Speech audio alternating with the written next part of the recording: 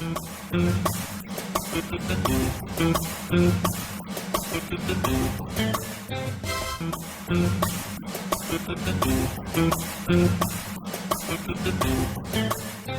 ኤርሚያስ እባላለሁ።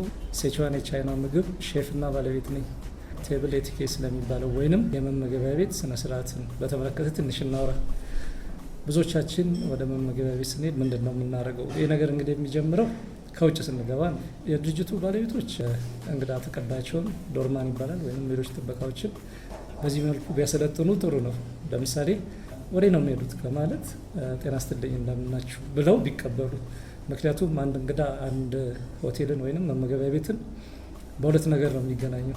አንደኛው በጥበቃው ሰራተኛ ወይንም ደግሞ ሲገባ በዶርማን በሚባለው በሩን ከፍቶ በሚያስገባቸው ወይም ደግሞ በስልክ ነው። ስለዚህ ስልክ የሚያነሱ ለምሳሌ የድርጅቱን ስልክ በስነስርዓቱ ጠቅሰው በሚያነሱ ጊዜ ወደ መመገቢያ ቤቱ ወይም ወደ ሆቴሉ ሲሄዱ የተሻለ መስተንግዶ እንደሚያገኙ ያስባሉ እንግዶቹ ማለት ነው። እንግዲህ ወደ መመገቢያ ቤት ስንሄድ ምን ብናደርግ ጥሩ ነው ብለናል። የጥበቃውን ወይም በር የሚከፍትልንም በስነስርዓቱ ሰላም ብለን እንገባለን። ስንገባ ግን መጀመሪያ ማድረግ ያለብን አንድ መመገቢያ ቤት ውስጥ ቢሆን ጥሩ የሚሆነው ምንድን ነው? ሮጠን ያገኘነው ቦታ አለመቀመጥ። እንቆምና አስተናጋጇ ወይንም ብዙ ቦታ ሆስቴስ የሚባሉ ሴቶች አሉ እንግዳ የሚቀበሉ፣ እነሱ መጥተው ቦታ እስከሚሰጡን እናያቸዋለን። ቆመን እንጠብቃለን። መመገቢያ ቤቱ ደግሞ በዚህ መልኩ ልጆቹን ካሰለጠነ አስተናጋጆቹ ወይንም ሆስቴሷ በመምጣት በፍጹም ፈገግታ ወደ እንግዳው በመሄድ ሰላምታ በመስጠት ስንት ሰው እንደሆኑ ትጠይቃለች። ለምሳሌ የገባው ሰው አንድ ሰው ሊሆን ይችላል፣ ግን ምናልባት 5፣ 6፣ 7 ሊሆኑ ይችላሉ። ቀጥታ ወደ አንድ ሰው መቀመጫ ከመውሰድ ይልቅ ስንት እንደሆኑ ይጠየቃሉ ማለት ነው። መጀመሪያ እነሱም 4 ነን 5 ነን ወይ በሚሉ ጊዜ ሆስቴሷ ወይንም አስተናጋጇ ከፊት እየመራች ከኋላ ሳይሆን አስቀማጭ እሷ ስለሆነች ፈጠን ብላ ከፊት በመምራት ለእነሱ የሚሆነውን መቀመጫ ወንበር በመሳብ ታስቀምጣቸዋለች ማለት ነው። ይሄ ደረጃውን የጠበቀ መስተንግዶ የሚሰጥበት ቦታ ነው ማለት ነው። እንግዳው ደግሞ ለምንድን ነው ቆሞ የሚጠብቀው? የሌላ ሰው የተያዘ ጠረጴዛ ላይም እንዳይቀመጥ ወይንም ብዙ ሰው ሊያስተናግድ የሚችል ጠረጴዛ ላይ 2 ሰው ባይቀመጥ። ብዙ ጊዜ መመገቢያ ቤቶች እንደዚህ አይነት ነገሮች ይታያሉ። 2 ሰው የሆኑና የ8 ሰው ጠረጴዛ ላይ አንዳንድ ጊዜ ካለማወቅ እንደዚህ ብናደርግ ግን የበለጠ ጥሩ ነው ማለት ነው። ያ ማለት ግን በግድ አስገድደውን የማንፈልገው ቦታ ላይ ያስቀምጡናል አይደለም። የማንፈልገው ከሆነ ምን እንላለን? ወደ መስኮቱ በኩል ቢሆን ወይንም ወደዛ ገባ ያለው ጋር ብለን እኛ መምረጥ እንችላለን ማለት ነው። እንግዲህ ገብተን ተቀመጥን። ከዛ በኋላ አስተናጋጇ የምትወስደው እርምጃ ምን ቢሆን ጥሩ ነው? ሜኑ ይዛ ትመጣና ሜኑ ታቀርባለች። እኛ ሜኑን እስከምናይ ድረስ አስተናጋጇ መጠጥ ብትጠይቅ ጥሩ ነው። የሚጠጣ ነገር ምን ይሆንላችሁ ምን ላምጣላችሁ ብላ ብትጠይቅ ጥሩ ነው። በዚህ ጊዜ የተለያዩ ነገሮችን ልናዝ እንችላለን። ለምሳሌ ወይን ጠጅ ሊሆን ይችላል። ማንኛውንም ነገር ስናዝ ሜኑ መመልከታችንና ዋጋውንም ሁሉንም ነገር ማየታችንን እርግጠኛ መሆን አለብን። ለምሳሌ ለዚያ መስተንግዶች የሚሰጡት እንግዲህ አሁን የምናወራው የሀገር ገጽታ የሚያሳይ ነው። ብዙ ቱሪስቶች ወደ ኢትዮጵያ እየመጡ ነው።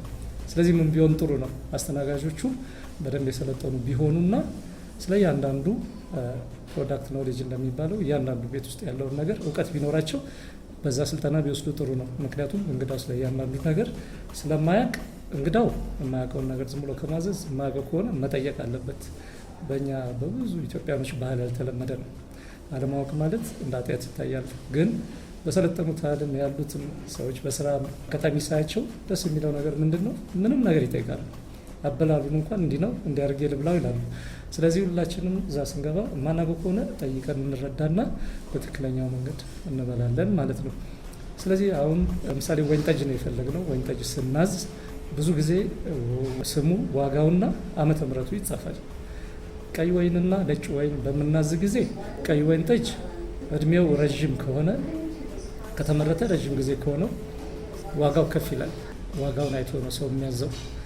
ዋጋውን እንዲሁም የተመረተበትን ዓመተ ምሕረት ለምሳሌ ከ5 ዓመት በፊት የተመረተ ሊሆን ይችላል ዋጋው እዛ ላይ የተለጠፈው። ስለዚህ እንግዳው ያዘዘውን ወይን ጠጅ ይዘን በምንመጣ ጊዜ ቀይ ወይንም ነጭ ሊሆን ይችላል እናሳያቸዋለን። የምናሳያቸው ለምንድን ነው? ከመክፈታችን በፊት ሁለቱን ያዩትን ዋጋና ዓመተ ምሕረቱ ትክክል መሆኑን ያስተያያሉ። ለምሳሌ ቀይ ወይን ጠጅ 5 ዓመት ከተመረተ ለሆነው ወይንም 10 ዓመት ለሆነው የወጣ ዋጋ አለ። በምናመጣው ጊዜ ተመሳሳይ ወይን ጠጅ ሆነው 2 ዓመት ብቻ ከተመረተ ከሆነ ዋጋው መቀነስ አለበት ማለት ነው። ያንን ያዩና እንግዶች በዛ ወይን ጠጁ ትክክል አይደለም። ስለዚህ ዓመተ ምሕረቱ ቅርብ ስለሆነ ይሄ ዋጋ መቀነስ አለበት ሊሉ ይችላል። ስለዚህ መጀመሪያ ማረጋገጥ አለብን ከመክፈታችን በፊት። ነጭ ወይን ደግሞ ከሆነ ከ2 ዓመት በላይ ከቆየው ብዙ ጊዜ ስለማይፈለግ፣ ምክንያቱም ሁለቱ በሚመረቱበት ጊዜ አስተናጋጆች ትንሽ ስልጠና ወስደው ቢያውቁ ጥሩ የሚሆነው ምንድን ነው? ቀይ ወይን በሚመረትበት ጊዜ የቀይ ወይን ልጣጭ ላይ ታኒን የሚባል ንጥረ ነገር አለው። እሱ እንዳለ ተጨፍልቆ የተወሰነ ጊዜ ይዘበዘፋል። ታኒን የተባለው ንጥረ ነገር ቀይ ወይን እንዳይበላሽ ረዥም ጊዜ እንዲቆይ ስለሚረዳው ያ ታኒን በተወሰነ ጊዜ ቶሎ ተጠሎ ይወጣና ወይኑ ረዥም ጊዜ እንዲቆይ ይረዳዋል። በአጋጣሚ ግን ታኒኑ ቆይቶ ውስጡ ወይን ጠጁ ሊያበላሸው ይችላል። ረዥም ጊዜ ሳይጠል የቆየ ዋይን ሲሆን ወይኑን በሚቀምሱ ጊዜ በጣም የመጎምዘዝ ባህሪ ያመጣል። ይህን ጊዜ እንግዶቹ ታኒክ ዋይን ነው ይላሉ። ታኒክ ዋይን ይባላል እንደሱ አይነት ዋይን። ስለዚህ መልሱልኝ ሊሉ ይችላሉ። ስለዚህ ስለ ወይኑ በደንብ ማብራሪያና ማወቅ እንደዛ በሚሉ ጊዜ ትክክል መሆኑን ትሬኒንግ ስልጠና ሲወስዱ ቢያውቁት ጥሩ ነው። ነጭ ወይን የሆነ እንደሆነ ግን ታኒን የተባለው ንጥረ ነገር ስለሌለው ከቀዩ ወይን ስለማይመረት እሱ ረዥም ጊዜ መቆየት አይችልም። ብዙ ጊዜ ያንግ ይባላል በእንግሊዝኛ። መወሰድ ያለበት ወይንም ገና ብዙ ሳይቆይ በ2 ዓመት ውስጥ መጠጣት አለበት። ብዙ ሆቴሎች የሚያደርጉት ይህንን ዓመተ ምሕረቱ ሳይደርስ የሚበላሽበት የሚቆምጥጥበት በብርጭቆ ይሸጣሉ። ስለዚህ በጥቂቱ እነዚህ ነገሮች ምናምን ጥሩ ነው። እንዴት ብንቀዳስ ጥሩ ነው? አሁን 2 ነገሮች አሉ መስተንግዶ ላይ። ሆስት እንደምንለው ቴብሉን የሚከፍለው እንግዶቹን ይዞ የመጣው ሰው በሱ ይወሰናል ማለት ነው። ብዙ ጊዜ መስተንግዶን ስንሰጥ ቅድሚያ የሚሰጠው ለሴት ነው። ፈረንጆች አንዳንድ ጊዜ ቤንዲንግ ዘ ሩል እንደሚሉት ህጉን ደግሞ የምናጥፍበት ጊዜ አለ፣ ከወንድ የምናስተናግድበት። ሴቷ የሆቴሉ ወይም የምግብ ቤቱ ባለቤት ሊሆኑ ይችላሉ። የኔ እንግዶች ናቸው አደራ ብለው በሚሉን ጊዜ ምን እናደርጋለን? የእሳቸውን እንግዶች ቀድመን እናስተናግዳለን ማለት ነው። እንዲሁም ደግሞ ሌላም ሴት ሊሆኑ ይችላሉ። ቀድመው መጥተው ትልቅ እንግዶች አሉ ዛሬ ብለው በሚቀመጡ ጊዜ እሳቸውን ቀድመን ብናስተናግድ ምን ይሆናል ማለት ነው? ሴትዮዋ አይደሰቱም። ስለዚህ እንግዶቻቸውን መጀመሪያ እናስተናግድላቸዋለን። በተለምዶ ሰዎች በመሀል ሀሳብ ሊሰጡ ይችላሉ። ያንን ሀሳብ ቢሰጡም አይ የእሳቸው እንግዶች ስለሆናቸው ነው ብለን ነግራቸዋለን። ሴት ነው የሚስተናገደው ቢሉን እንኳን። ስለዚህ እነዚህ ነገሮች ማወቅ መመገቢያ ቤት ውስጥ ትልቅ ጥቅም አለው ማለት ነው። እንግዳውን ስንገባ ምን ብናደርግ ጥሩ ነው? ወደ መመገቢያ ቤት በምንሄድበት ጊዜ በብዛት በመመገቢያ ቤቶች ሰራሁባቸውን ጊዜ በራሴ መመገቢያ ቤት የማየው ኢትዮጵያኖች ቀጠሮ ላይ ትንሽ ችግር አለብን። ስለዚህ ሁል ጊዜ የትኛውም ሰው ከኛ ጋር ተቃጥሮ ቀድሞ የመጣው እንደኛው ትልቅ ጉዳይ አለው። ያንን ጉዳይ ትቶ እኛን አክብሮ ነው የሚመጣው።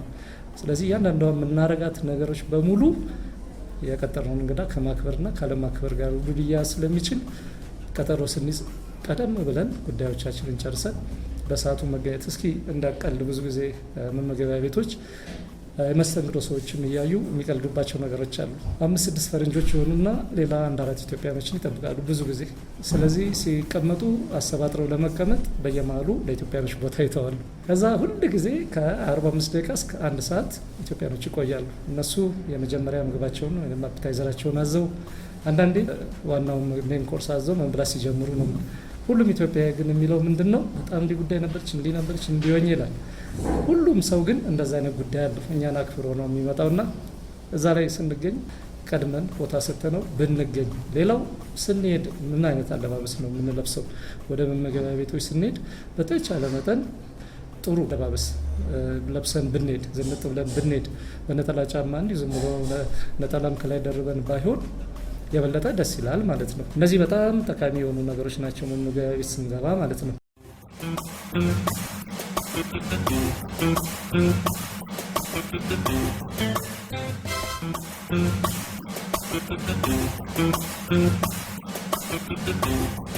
ሬስቶራንት ከገባን በኋላ ሜኑ ሳንመለከት ብናዝ ምን ችግር አለው? ብዙ ጊዜ በይሉኝታም በምንም ወይንም በራሳችን ለምሳሌ ሌላ ቦታ ሻይ 6 ብር ነው፣ እኛ ከፍ አድርገን የምናየው ጋር 12-13 ይሆናል ብለን 2 ሻይ አምጣለን ምናምን ልንል እንችላለን።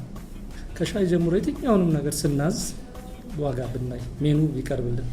የማይቀርቡባቸው ቤቶች አሉ፣ የራሳቸው ምክንያት ይኖራል። ግን በትልቅ ደረጃ በትልቅ ሆቴሎች ወይም በዓለም ላይ አሁን ትሬኒንጎች ሲሰጡ ስልጠናዎች ለሰራተኞች በጣት በማሳየት ዋጋ ታዘዙ ነው የሚባለው። እና አንድ ተሞክሮዬን እዚህ ላይ ባነሳላችሁ፣ አሁን የሰለጠንን በምንሄድ ጊዜ ሜኑ ሳያይ አንድ ሰው ምግብ አዞ ዋጋው ሰማይ ከሆነበት ላይከፍል የሚችልበት ጊዜ ይመጣል። ምክንያቱም ደረጃው በግድ ሜኑ መቅረብ አለበትና። አሁንም አንድ ገጠመኝን ሸራተን አዲስ ሰራ ልንገራችሁ። ትሬኒንጎች በጣም ይሰጡን ነበር፣ ስልጠናዎች በዚህ ዙሪያ እና ፈረንጆች በጣም ብልጦች ናቸው። ቀዳዳውን ካገኙ ይጠቀማሉ። 2 ሆነው ይገቡና 2 ነጭ ወይን ጠጅ እኔ ነበርኩበት ሬስቶራንት ውስጥ ያዛሉ እና ልጅቷ አስተናጋጇ ያውቁታል። በቃ ስለሚያውቁት ብላ 2 ብርጭቆ ወይን ጠጅ የጠየቁትን አመጣችላቸው።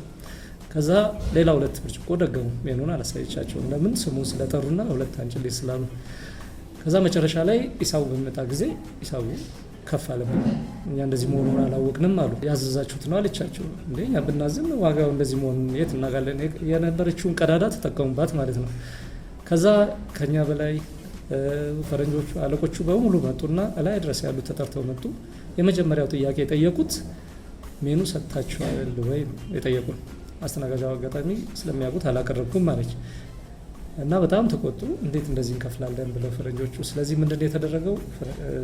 እኛ ስራችንን ስላልሰራን እንግዳው አሁን እዚህ ጋር ትክክል ሆነ ማለት ነው። ስለዚህ ሜኑ አላዩም ነበር፣ ሜኑ አላቀረብንም። በጣትም እንድናሳይ ነው ዋጋውን ትሬኒንግ ይሰጠን የነበረው።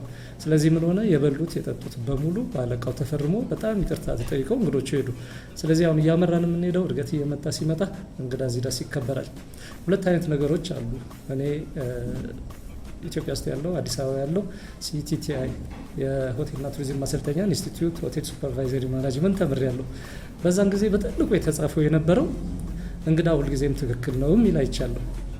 እንግዳ ሁልጊዜ ትክክል ግን የሚሆነው እኛ የቤት ስራችንን ካልሰራን ነው። ከቤት ስራችን አንዱ አሁን ያወራሁት ነው። ሰራተኞች በደንብ ይሰለጡንና ቀዳዳውን በሙሉ ይደፍናሉ።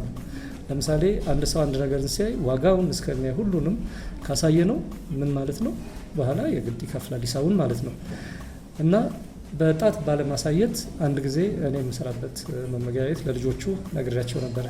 እኔ ማናጀሩም ነኝ፣ እንደገና እኔም አብሳይ ነኝ፣ ሼፍ ሆኜ ነው የምሰራው።